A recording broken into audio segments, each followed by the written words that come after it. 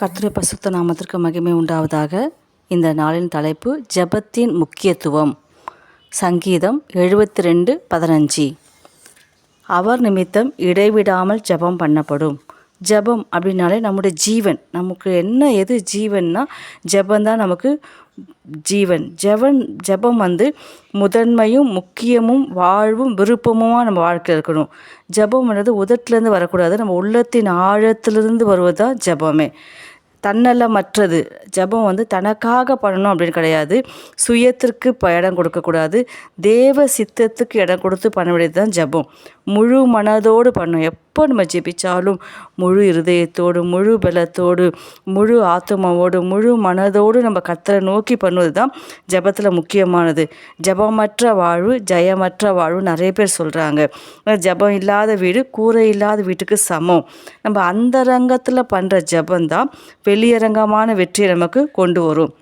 ஜெபத்தில் நம்ம எதெல்லாம் தவற விட்டுருமோ அப்போ உலக வாழ்க்கையில் அதெல்லாம் நம்ம தவற விட்டுடுவோம். ஜெபத்தின் ரகசியம் அப்படின்னா ஜெயத்தின் ரகசியம். ஒரு மனுஷன் நல்லா ஜெபிச்சானா அவன் நல்லா ஜெயம் பெற்ற வாழ்க்கை வாழ முடியும். ஜெபிக்க தெரியல, எனக்கு ஜெபம் பண்ணவே வரல அப்படின்னா அவன் தேவனை சரியாக அறிஞ்சு கொள்ள முடியல, தேவனை புரிஞ்சுக்கல, தேவன் தான் இவன் தான் கர்த்தர்ன்றத அறிவு அவனுக்கு இல்லாமல் இருக்குது. அதை யாருக்கும் ஜெபம் தெரியல அப்படின்னு சொல்லவே கூடாது. நம்ம நல்லா ஜெபிக்கணும். ஜெபிக்காவிட்டால் நம்ம இந்த உலகத்தில் ஒன்றுமே பெற்றுக்கொள்ளவே முடியாது. உதட்டிலேருந்து வரக்கூடாது ஜெபம், உள்ளத்தின் ஆழத்திலேருந்து என்ன பண்ணணும், ஜெபம் வரணும். ஜெபம் என்றது பரலோகத்தை போய் எட்டும். நம்ம இங்கே பண்ணுற ஜெபம் பூமியில் இப்போ முழங்கால் பண்ணிட்டு கர்த்தரை நோக்கி பண்ணுற ஜெபம் பரலோகத்தை போய் எட்டும். ஜெபம் தேவனுடைய விருப்பத்தை, நம்முடைய விருப்பத்தை தெரிய வைக்கிறத விட தேவனுடைய விருப்பத்தை, ஆண்டவரே நான் உங்களுக்கு என்ன செய்யணும் அப்படின்னு சொல்லிட்டு கர்த்தரை நோக்கி நம்ம ஜெபிக்கிறது தான் ஜெபம். ஜெபிக்கிறவன் ஜெபிக்க நம்ம கர்த்தரை கிரியை செய்ய வைக்க முடியும். கர்த்தரை எனக்காக கிரியை செய்யணும், கர்த்தரை எனக்காக செயல்படணும், கர்த்தரை எனக்காக இதை செய்யணும் அதை செய்யணும் அப்படின்னு சொல்லிட்டு நம்ம வாய் பேச்சு பேசக்கூடாது. முழங்கால் படிட்டு மணிக்கணக்காக நம்ம ஜெபிக்கும்போது கர்த்தருடைய கரங்கள் நமக்காக கிரியை செய்யும். என் கரத்தின் கிரியைகளுக்கு கட்டளையிடுங்கள், நான் உங்களுக்கு செய்வேன்னு சொன்னார். நம்முடைய காலங்களோட கரத்தில் இருக்குது.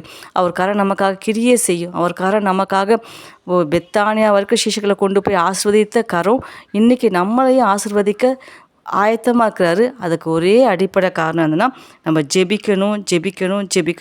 ஜெபிக்கிறவன் தான் தேவனை கிரியை செய்ய வைக்க முடியும். ஜெபிக்காதவன் கர்த்தரை கிரியை செய்ய வைக்கவே முடியாது. ஜெபிக்கிற கிறிஸ்தவர்கள் தங்களுக்குரிய கிருபையை அதிகமாக பெற்றுக்கொள்வாங்க. நம்ம ஜெபிக்கலைன்னா நமக்கு வர வேண்டிய எல்லா கிருபையும் நம்ம என்ன பண்ணுவோம், இழந்து போயிடுவோம்.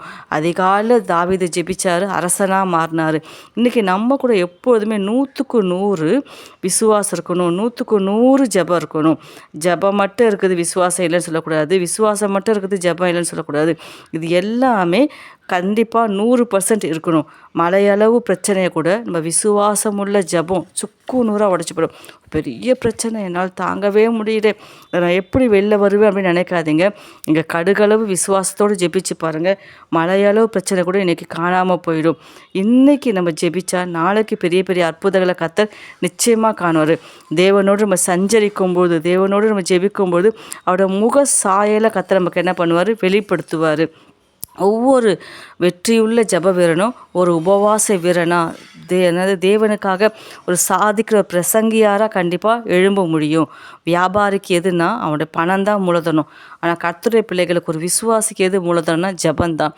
நமக்கு மூலதனம் பணமோ பொருளோ செல்வமோ நிலமோ எதுவுமே இல்லை. நம்முடைய மூலதனம் எது அப்படின்னா நம்முடைய கேபிட்டல் அமௌண்ட்டே ஜெபந்தான். ஜெபம் உலகத்தில் இருக்கிற எல்லா இன்பத்தையும் பொருள்களையும் பட்டம் பதவிகள் எல்லாத்தை விட முக்கியமானது ஜெபந்தான். ஜெபம் ஒவ்வொரு மனுஷனுடைய விருப்பத்தையும் நிறைவேற்றும், நம்மளை பக்குவப்படுத்தும். ஜெபிக்க ஒரு மனுஷன் மெச்சூரிட்டியாக இருக்கிறானா இல்லையான்னு எப்படி கண்டுபிடிக்க முடியும்னா அவன் எந்த அளவுக்கு ஜெபிச்சிருக்கிறான்றதை பார்த்து அவன் மெச்சூரிட்டியாக இருக்கணும்.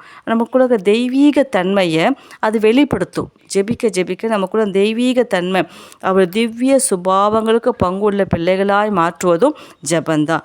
ஜெபிக்க தேவனுடைய அன்பு நம்ம மேலே அதிகமாக இருக்கும். ஜெபிக்கும்பொழுது நம்ம தேவனோட தனிப்பட்ட உறவு அதிகமாக நமக்குள்ளே வரும். நீண்ட நேரம் ஜெபிச்சவங்க தான் வெளியில் போயிருக்கும்போது ஜெயம் பெறுவாங்க. அறைக்குள்ளே தனிமையாக நீண்ட நேரம் ஜெபித்தவங்க பகிரமான இடத்துல சுருக்கமாக ஜெபிச்சா போதும். எலியாலாம் எத்தனை வருஷம் காத்திருந்து ஜெபிச்சார். ஆனால் ஒரு சூழ்நிலை வரும்போது ஆண்டவரே நீர் தேவன் என்று நம்முடைய ஊழியக்காரர் என்று நிரூபித்து தாரும் ஒரு வரி தான் ஜெபிச்சார். கர்த்தர் இறங்கி பதில் கொடுத்துட்டாரு. ஜெபம் மனதின் வெற்றிடத்தையும் தேவ பிரசரத்தை நிரப்புது. ஒரு மனுஷனுடைய வாழ்க்கையில் நிறைய வெற்றிடம் இருக்குதா, தனிமை இருக்குதா, தனிமையை மாற்றுவது ஜெபம். நம்முடைய வெற்றிடத்தை மாற்றுவது ஜெபம். தேவ பிரசரத்தை கொண்டு வருவது ஜெபம். ஜெபத்தில் நிறைய முக்கியத்துவம் வாய்ந்த காரணங்கள் இருக்குது. இன்றைக்கி என்னால் முடிஞ்சது உங்கள்கிட்ட பகிர்ந்துக்கிறேன். அதனால் நேரம் கிடைக்கும் போதெல்லாம் தேவ சமூகத்தில் காத்திருந்து ஜெபிக்க ஜெபிக்க நம்ம ஜெயம் பெற்ற ஜெய வீரனாக வாழ்வோம். அல்லேலூயா.